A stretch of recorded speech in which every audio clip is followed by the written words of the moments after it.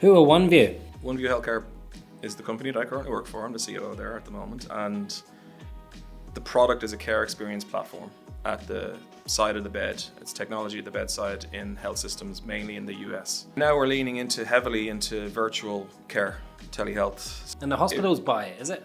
Yeah, the health systems buy it themselves, yeah. And you're the COO, you said? Yes, I see my role in many ways to support all of these functions, right? To make sure that they've got everything they need to do their jobs. Like, is it very deliberate in the way you kind of approach building high-performing teams? If you're going to use an analogy, you always look at sports teams. You got people who play in certain positions better than other positions.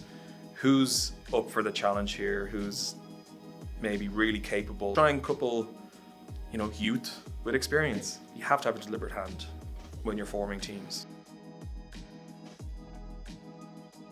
JP, welcome and thank you for saying yes to our Leaders in Tech podcast. Great to see you. Great to see you too, Neil. I thought I'd say yes after such a long time of being asked. So I'm genuinely happy to be here to have a chat with you. No, fair play to you. No, I genuinely do appreciate it. So let's kick in straight away. Those informative years when you're starting to think about careers or stuff that interests you, like how did it manifest that you kind of even got into this world of technology? Like, because you kind of had a bit of it was kind of some business analysis, there's development, there's a few different roles that you played. Take me back a little bit to those roots, if you don't mind. Yeah, I suppose it would be a bit of timing, growing up and coming of age and doing the Leaving Cert around 2000, right when the initial dot-com bubble's happening. And my dad was a teacher for 40 years and he ended up being the principal in a school. But through that, I got access to labs, to computers, to learning how to use word processor when I was like 14, 15, some of the stuff that some of the kids in my school wouldn't get to do. So that sort of informed, I liked computers, every type of computer, every type of console.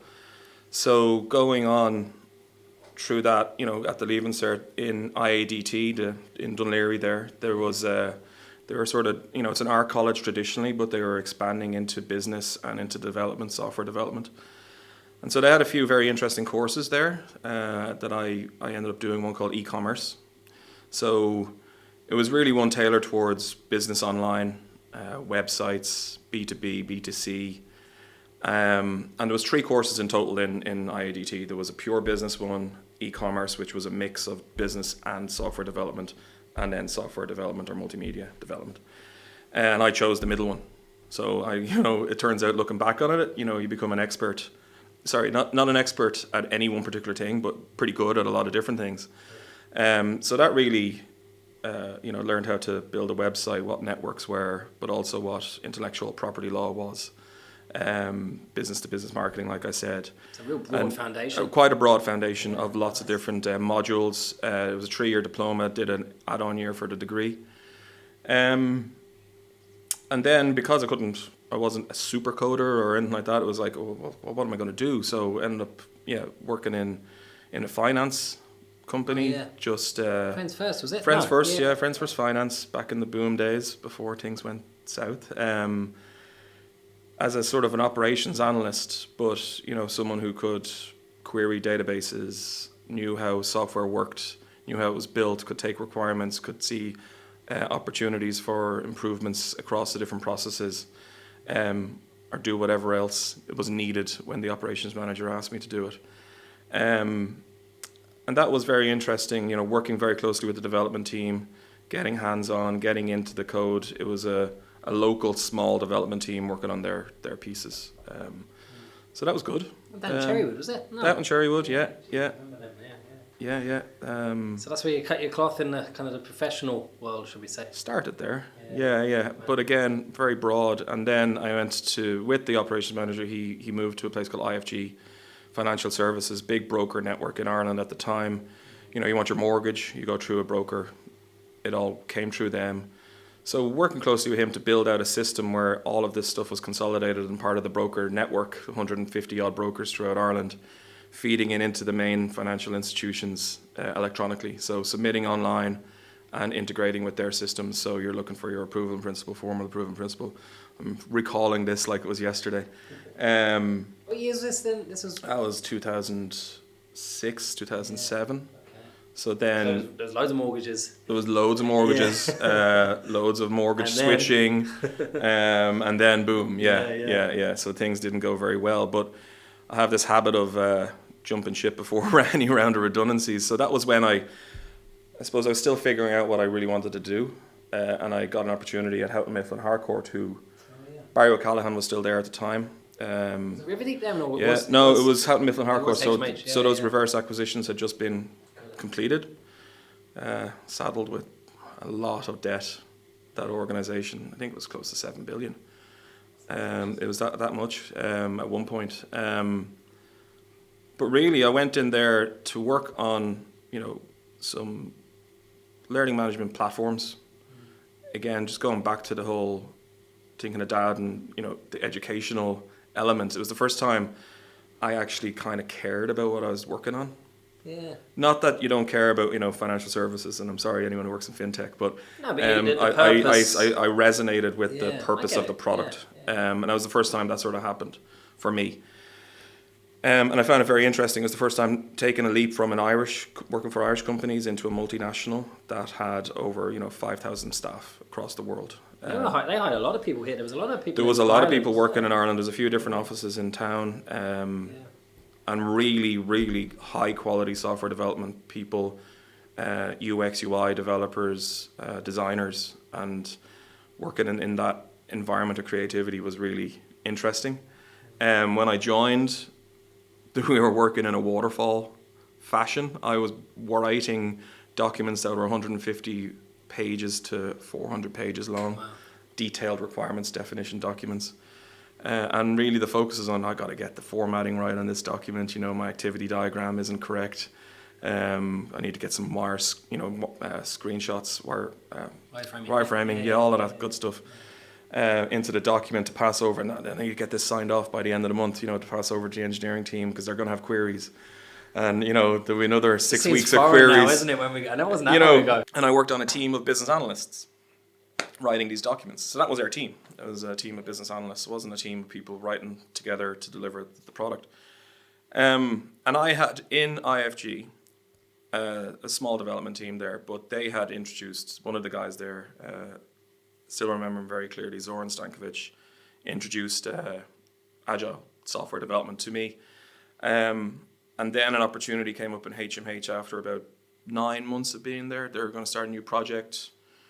It's just a planner for teachers, to plan content in their classes. But we're going to try and do it using the agile method. We're going to do Scrum, right? And I know that, I was fortunately one of the only ones who did. So I got to a bit of a privileged position to go and work with the product owners and write user stories and work with the team. Then we had a cross-functional team all of a sudden of developers sitting right, all around a table. The goal, let's build a first iteration of this in 6 months. The project I'd been working on had been running for 3 years and they still hadn't delivered a beta, right? So it was really eye-opening, a great experience. But that's what it was the experience of doing that with the team, starting from nothing and actually having something after 6 months. A greenfield, look, you're fortunate with greenfield development, you're not working on a legacy system. But that was... And I still remember today, all the team and the fun we had doing it. The camaraderie. The camaraderie of it all. Yeah, because we did it for nothing. And the team stayed together for the next 2 years, working on, extending that product, working on complementary products as well to that product. Was that your first taste of kind of line management? So no, I didn't do line management then. It was still sort of the next kind of. That was the next position up. So in HMH, look, I moved around quite a bit. I went from business analyst to project manager, to program manager, to scrum master. I wore many different hats and many different facilitating titles. different things rather than dedicated line. I was basically, you were a bit. I'm not writing code anymore here, so I got to do more. Okay. Do you know what I mean? As a non-coder in a software development organization, I think you have to wear many different hats. Okay, interesting. Yeah. So that was all very interesting, and I suppose rocking up to being there for 4.5 or 5 years, one of the guys that I would have worked very closely with moved on himself, and again he moved on to SQS. Oh yeah. Now Explio. And he came knocking at the door, say, JP, do you want to come and work with me? I've got an exciting project out here in Rynair that I'd love you to work on. So I said, yeah, why not? Ended up then working with SQS and with Rynair on their new website for the guts of a year, 9 months or thereabouts. That was a fantastic experience. Met so many interesting people, again, really creative and like state-of-the-art architecture that they were deploying. If you think of the Rynair website, 27 different languages,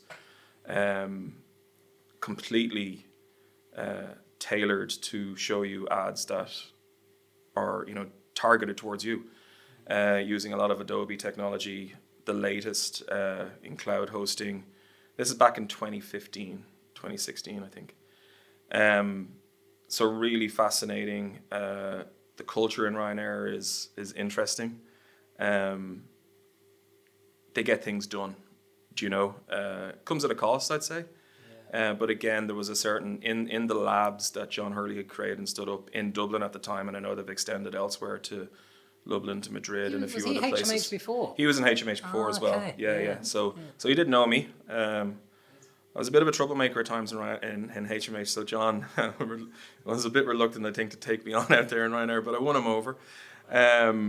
So there's another. He bought. Was it David O'Callaghan? Yeah, he's as another well. HMH. Yeah, exactly. Great. So great. Look, it was like moving to mini HMH in a way. Alan Coates ended up out there as well. Yeah. So there's a few people there. But high caliber, you know. Obviously, Oh no, yeah, it's really a testament good to the things you were doing in HMH, though, right? Yeah, I think so. I think the way that the tech in HMH was being built was state of the art as well. So yeah, working out in Rynair was very interesting. Delivered the website. Was a little bit burnt out by the end of that project because it was I would have been leading 6 or 7 development teams at that stage. Okay. We were spinning a lot of plates to get it over the line, and we got it over the line, you know. And I think that website is now on its 3rd or 4th iteration, which you wouldn't realize. And I'm talking about under the hood. It looks fairly similar to what it was. And it's just fascinating to be out there looking at not just the website or the app that we all see, but what the pilots need and what that team is delivering, what the pilots need. And when I was leaving, they were embarking on a project which I would have kickstarted with some of the team on a new operations platform, like a scheduling platform for the day, the crew, the planes. Really, really interesting stuff. So the system, like if you can think of how to build an actual business system, like if you look at Ryanair, it's just incredible. The numbers that they do, the scaling that's required, the disaster recovery, all of that is top class. Yeah. So can't speak more highly Any of let that. up in their ambition either, right? No let up. I mean, I had some direct involvement with Michael O'Leary on a few pieces around the car hire integration, and that was just very interesting to watch from the sidelines as to how he's negotiating with the different car hire companies. Great exposure though. Yeah, no, it was a really, really great experience. And then at that time, HMH came knocking at the door again. Do you want to come back as an agile coach? You know, we have now 16, 17 development teams across Toronto, Boston, Dublin, India, some in Eastern Europe as well. We need some help just to maybe try and align on how we're working together. And that sounded too good to be true, and go back home nearly to where I grew up a little bit. So I went back as an agile coach again, working with a guy called Stu McKenzie, who was there, and set about working across all those teams, trying to come up with and work with them all in a balanced way. And I think balance is a word that I have been coming back to frequently recently. In a balanced way that teams were still autonomous. You know, you do want them to be loosely coupled, like your architecture. You want your architecture to be loosely coupled, but highly aligned. Yeah. You know, in the way that they develop and deliver the software.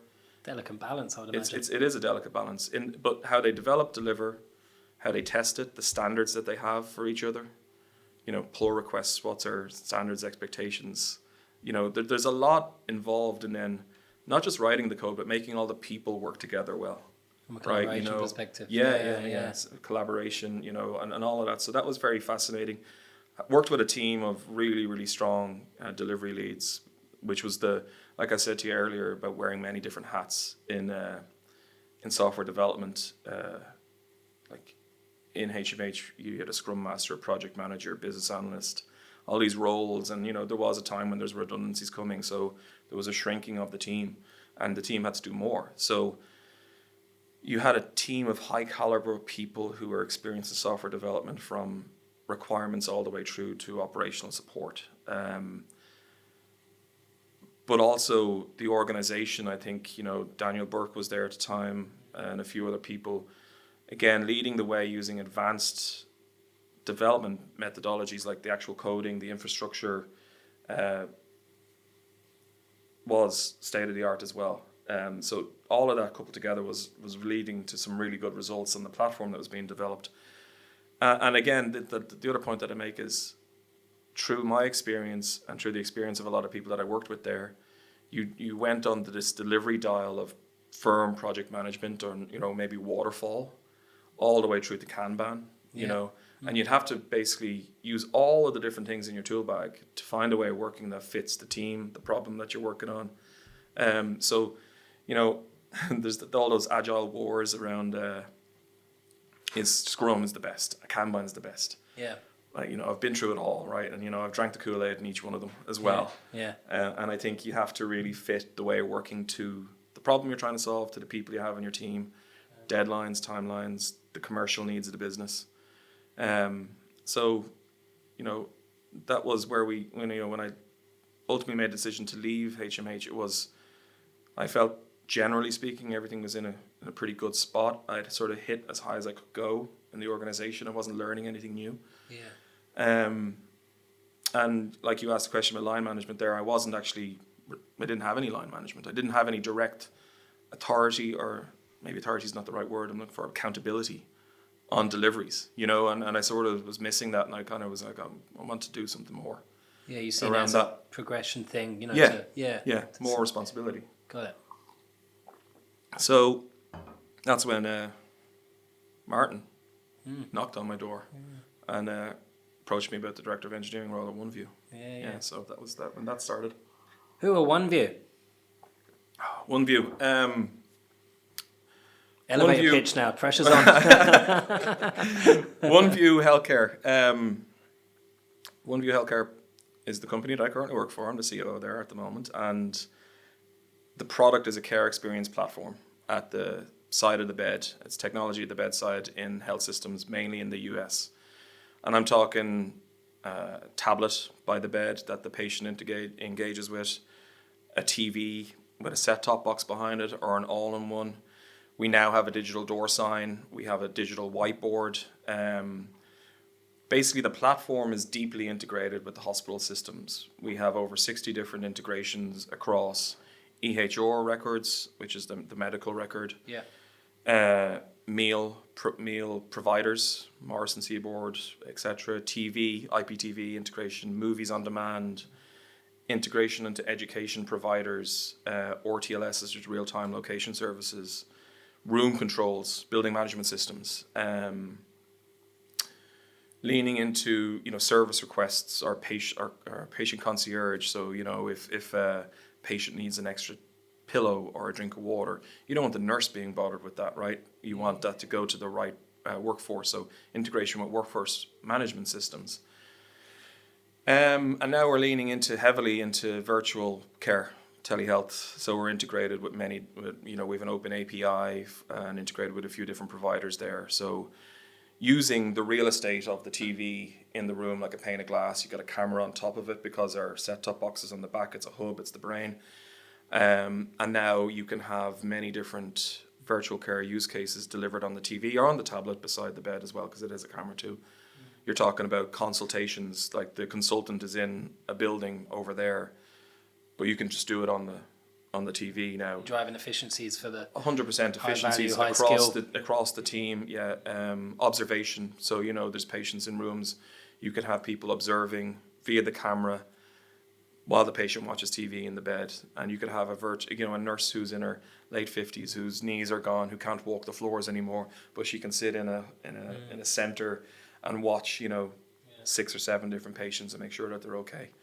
That leads into interpretation as well. So in the US, a lot of people, English isn't their first language, or they're not necessarily proficient at it. So you can call up an interpreter and say, I need someone to translate for me. Spanish is my first language. So that's all about equality of care. So the platform delivers an awful lot, and we've also delivered a mobile version of it too, a bring your own device version. Okay. So, putting hardware in the hospital room can sometimes be intrusive. They have to close the room for a day or two. Hospitals with high censuses, that's a challenge. So now we have an offering as well where the patient can see all of their information with the care team, their schedule, their notifications, all the stuff that I mentioned already, order their meals, etc. on their phone. And that leads to other use cases such as parents with their kids, and they can order meals for their kids, stuff like that. So it's a very comprehensive platform. And the hospitals buy it, is it? The health systems buy it themselves. Yeah. So in America, the care experience is important. It is a private, generally for-profit organizations, and there's things called HCAPS, which is a scoring system that is used to rank how a hospital has performed from an experience. Like, how was your experience, Neil, on checking in, on being admitted to our hospital, all the way through to discharge? Yeah.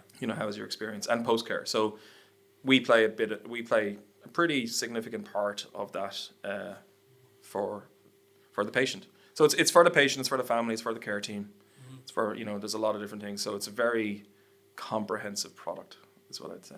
And so the business, it's a listed business, is it? We're listed in the ASX since 2015 or thereabouts.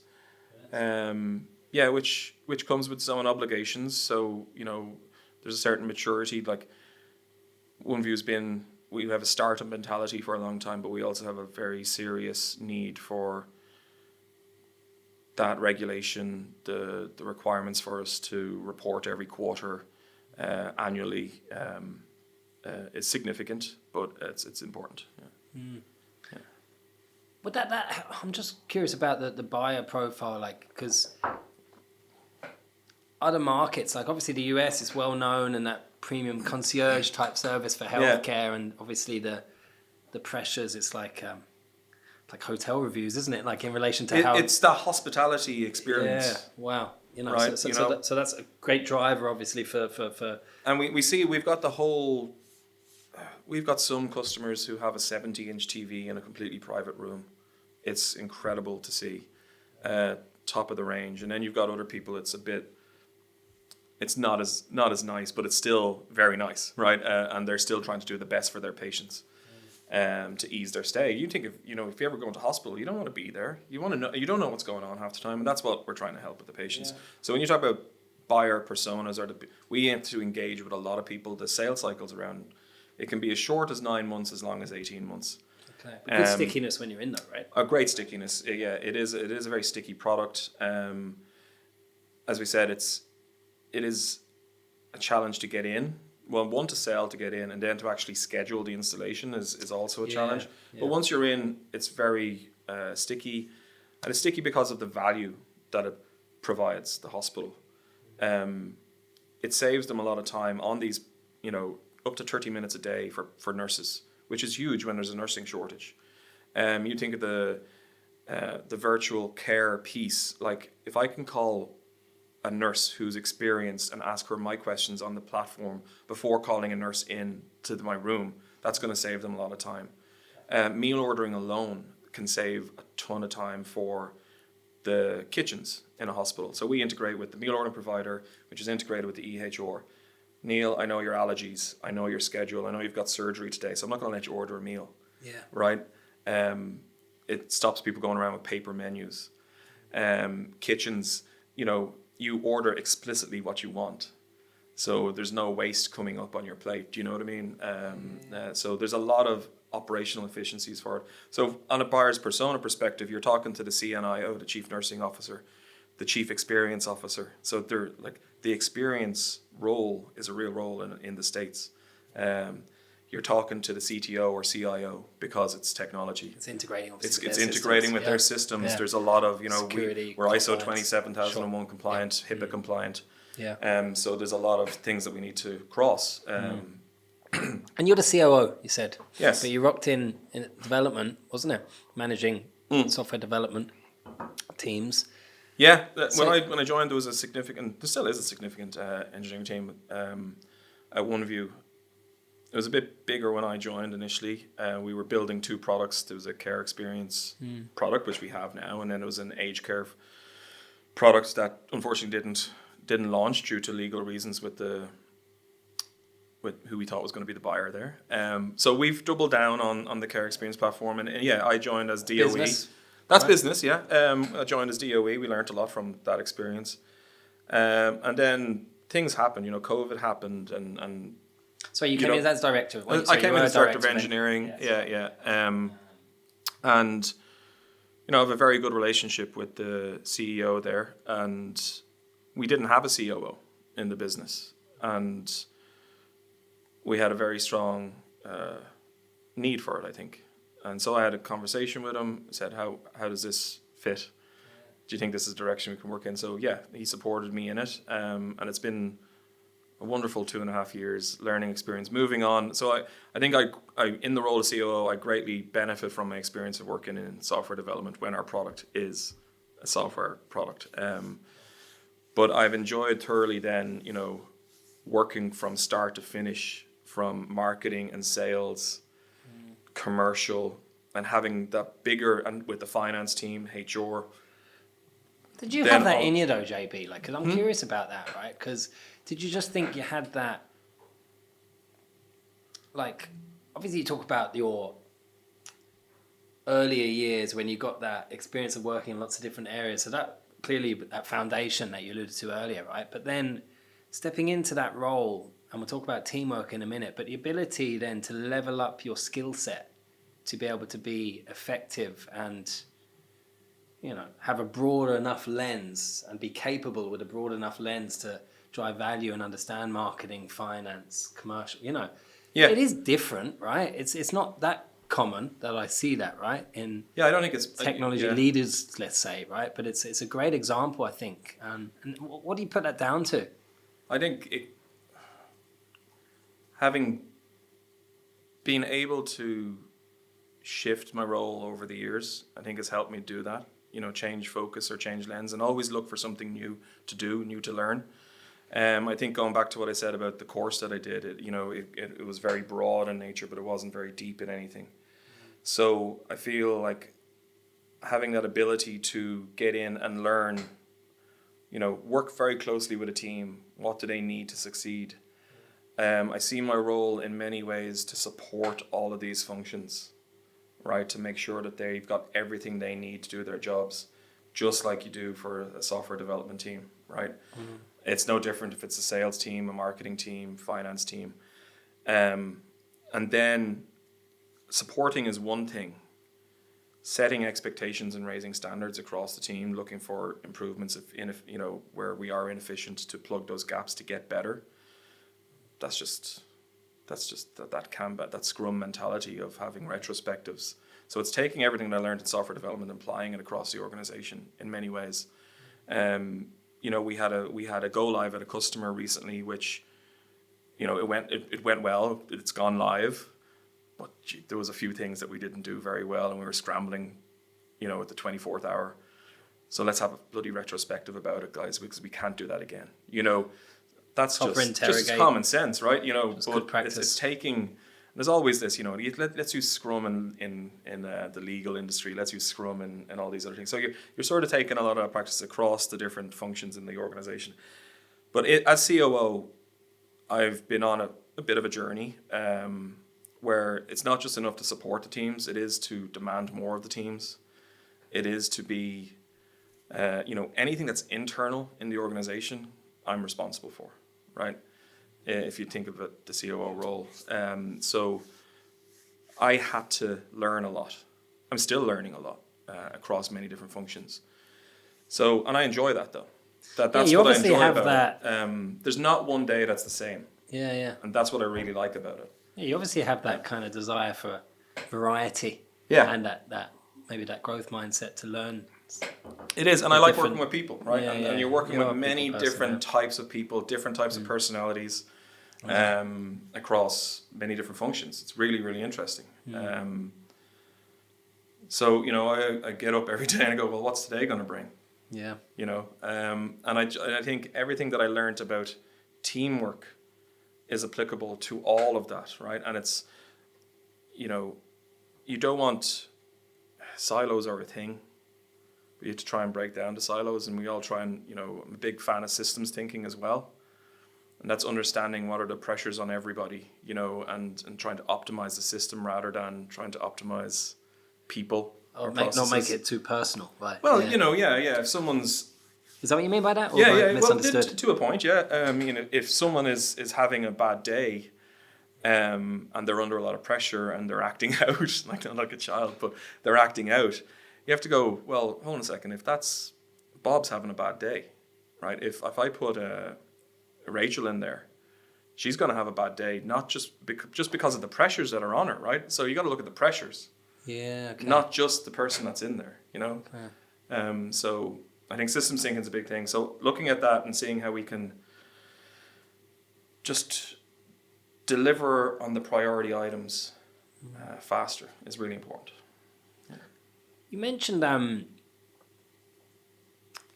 the chapter in Rynair and that sort of burnout type thing. You kind of worked hard. Yeah. Like, as you've kind of become maybe wiser or more experienced, because it just seems a lot what you've just kind of described to me from a role perspective. It seems a lot of responsibility.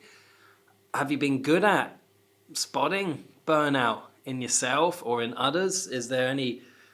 I'm just conscious of our audience, that they, a lot of people that listen to the pod or view the pod, they're ambitious, they want to grow, they want to really, they probably look up to yourself, no doubt, in relation to that leadership journey that you've gone on. But I know sometimes things come as a bit of a cost, when you really kind of go at it. So I'm just curious about what you've learned and if there's anything that you could kind of share, any tips or tricks, because you seem energized and you seem like you're busy and you're doing a really good role. You've clearly, the purpose lights you up as well, similar to the purpose in the e-learning space. What is the that? purpose is really good in OneView, right? It's really impactful. It seems to land with you. No, I think I have been able to sense when burnout is happening. What is it?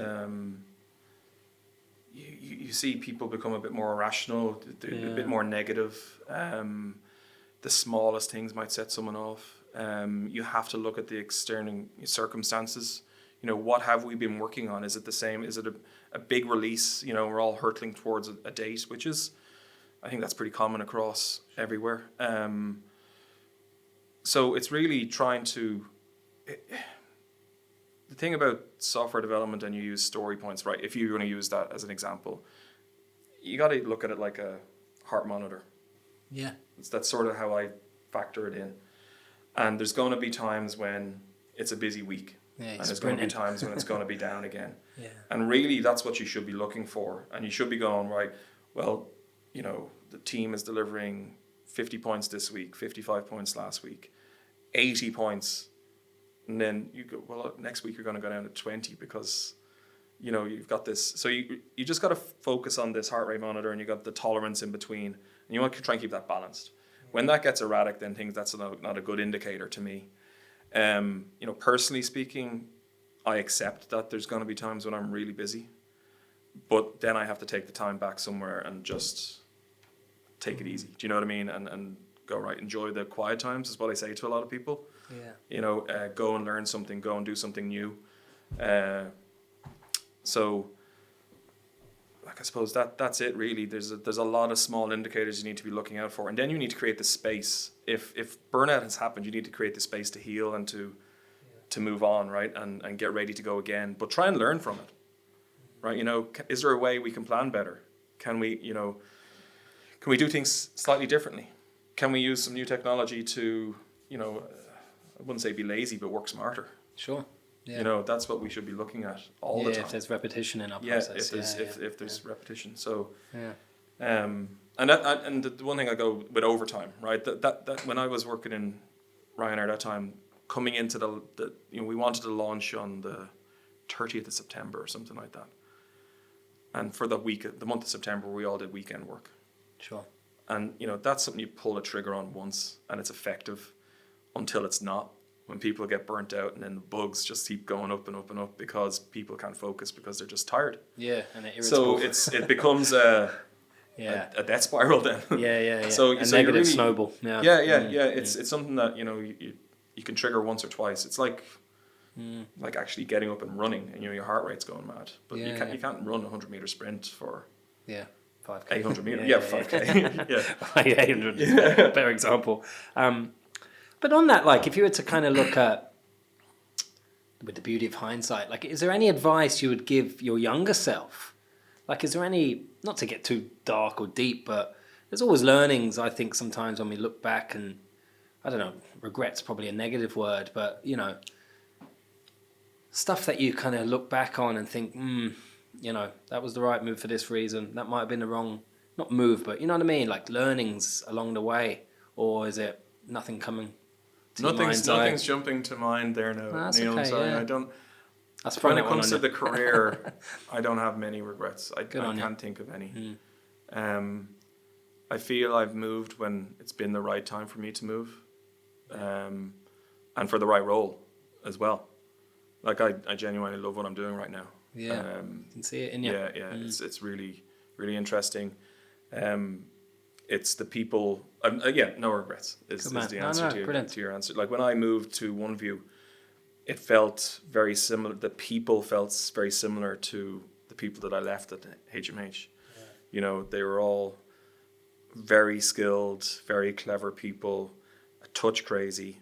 Yeah. I'd say Oneview is a touch crazier than HMH, but I really enjoy that. Is that the ingredients then? Like when you're talking about building high performing, highly capable teams, like is it very deliberate in the way you kind of approach building high performing teams? Like is there something? No, it's definitely deliberate. Yeah, like so is there anything you can share? Like any kind of... No, I mean, when I look at a team, if you're going to use an analogy, you always look at sports teams. You got people who play in certain positions better than other positions. I coach my sons, he's under 12s, right? Yeah. And I've coached them, not my own, but with another guy and a few other people over the years. And we've seen these kids develop from the age of 6 up to their 10, 11 now. Class. And it's clear that you see that some kids are better in this position and in this position over that one, and you encourage that and you nurture those positions. And it's a simple analogy, but it's the same in work, right? You're building software. You need a back-end developer, front-end developer, testers, product owner, designer. You have to have those skill sets. But then if you have a few different people, a few different teams, you do look at how people are engaging and interacting, communicating with each other. Who's up for the challenge here? Who's maybe really capable and just happy doing their job, So you try and couple people together. You try and couple, youth with experience. Sure. As well. Like we've got a great intern program at Oneview.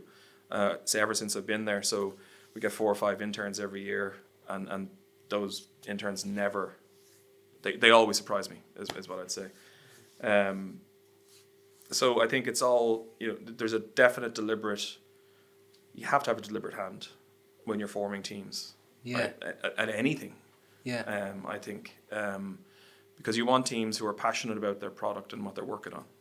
And I'd extend that to the executive team, right? The executive team has to engage and interact with each other well, have positive conflict, push each other, help each other. I think that's essential. So, it's not just software development teams. It is, when you use team, it's the general, broader sense of it. Yeah.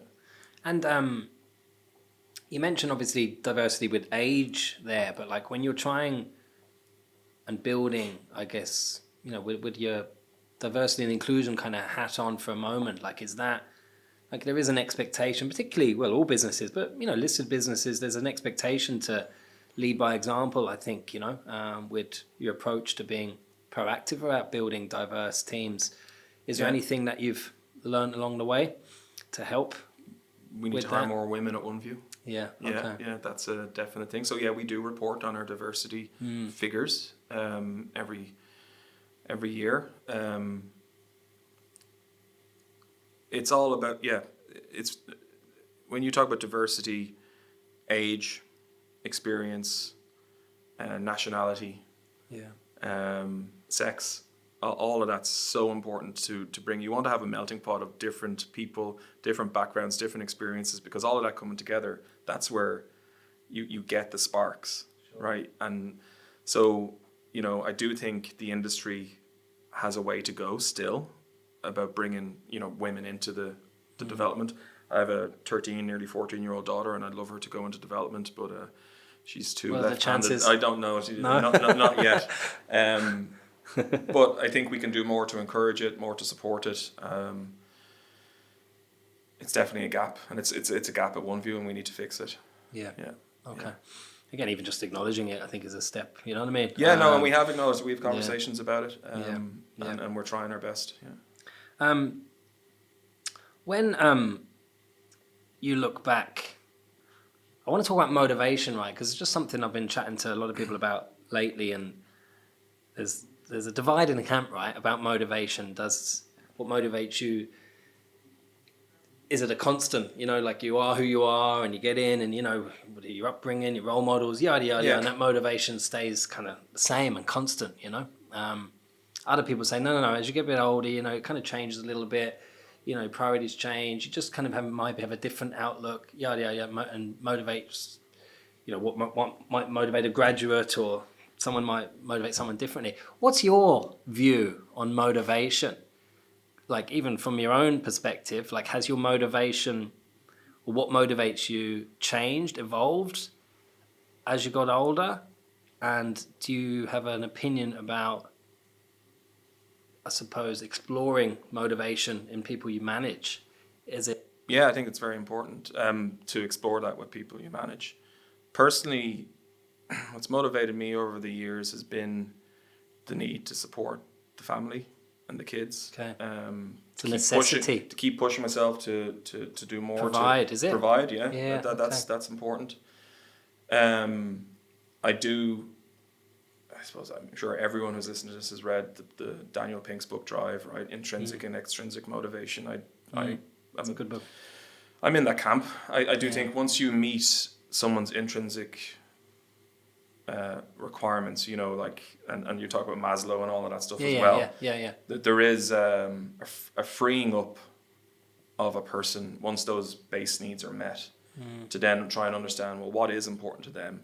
Is it rewards? Is it accolation? Is it more learning? Is it more challenge? What pushes them? What drives them to do their job? And I think for me, it is more exposure, more learning, more understanding, and getting wins now at this stage. I love celebrating when we sign a new customer. That to me is a big thing. Or when we get that customer live with our product. That to me that's what's driving me right now from a business perspective.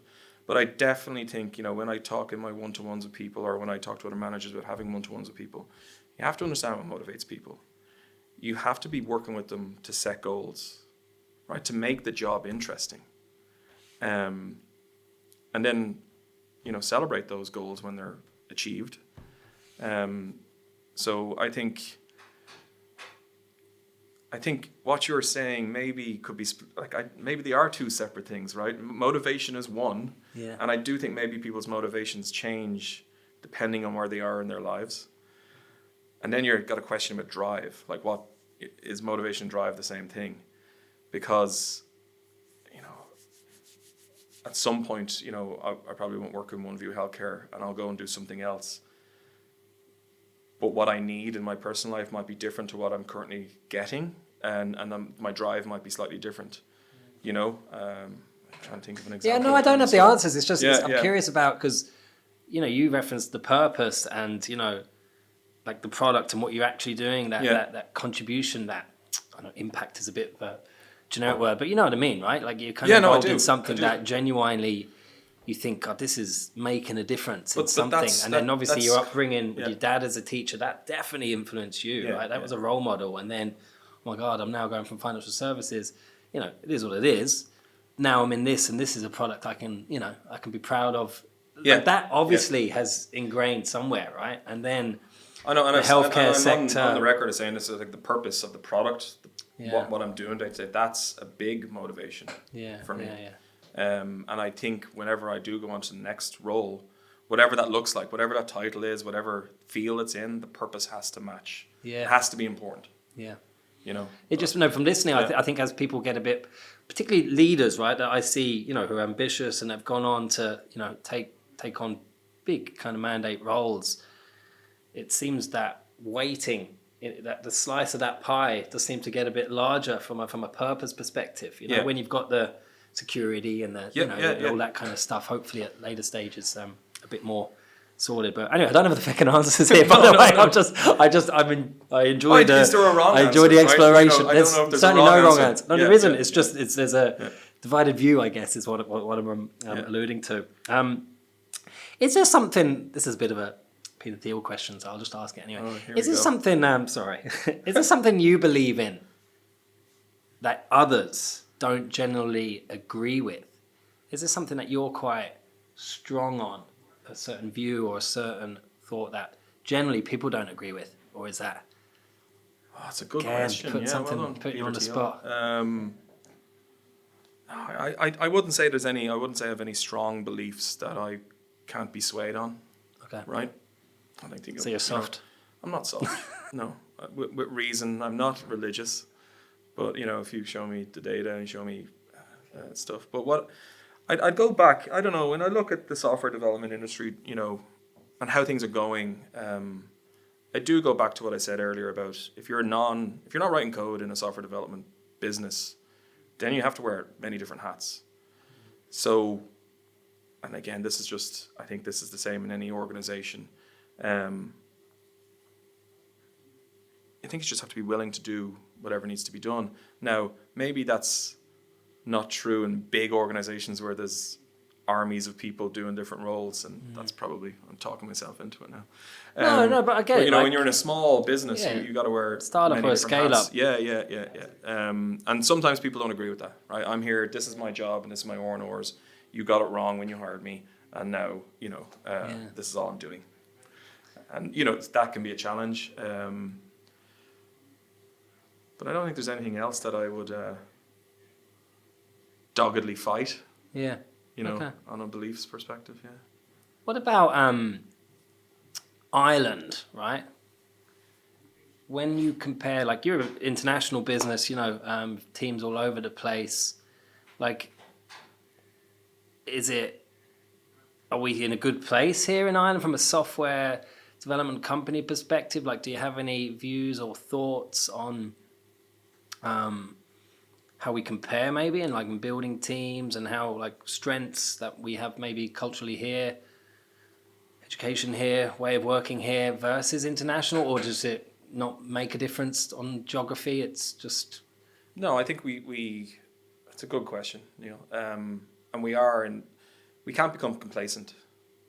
We've had a lot of success recently due to some, the government of the past would have brought in these big internationals, and we've got our tax rules that have been attractive for companies to come here. That has created a solid base for a lot of technical people to come to Ireland, for our education system to, we're probably lagging a little bit on the education. It could still do more. I have done a bit of work with IBEC on the curriculum that they're looking to develop, and there's the right steps are being taken. When I was looking at secondary schools for my daughter, they're teaching programming in first year. There's a lot of good stuff happening, and that's really positive. So that's why we can't be complacent, because there's competition all over the world now for this sort of work. We do have a very strong talent base here in Ireland. The team that we have in Oneview is sensational. Like the cross-functional abilities and the way that they can solve problems is fantastic. That's not to say it can't be replicated somewhere else. Yeah. That's not here. So we can't be complacent. We have to continue to be attractive. I do think the likes of Enterprise Ireland do a great job at advocating for our companies in external markets. you know, I do think it's important that we retain the big FANG organizations that are here. That's going to be very important too. We can't rest on our laurels. That's all. I don't know. You know, we have to focus on it. Yeah. You still have to make an effort. We haven't made it, right? We're never going to make it and be the pinnacle, because there's software development hubs all over the world who are trying to take our business away, and we have to protect it. Compete. You know? Yeah, we have to compete. And we have to deliver value. And I think there's a lot of teams, a lot of companies here that are seeing that value. So we just have to keep doing what we're doing. Yeah. That's my view. Yeah. Good, man. Well, look, that's been brilliant. Yeah, I know I could chat to you for hours, my man. Anyway. No, thanks, Neil. It's an absolute privilege chatting to you, and thanks a million for being Thanks so for the generous with your time, opportunity. JP. Thanks a million. Appreciate it. Good luck to you.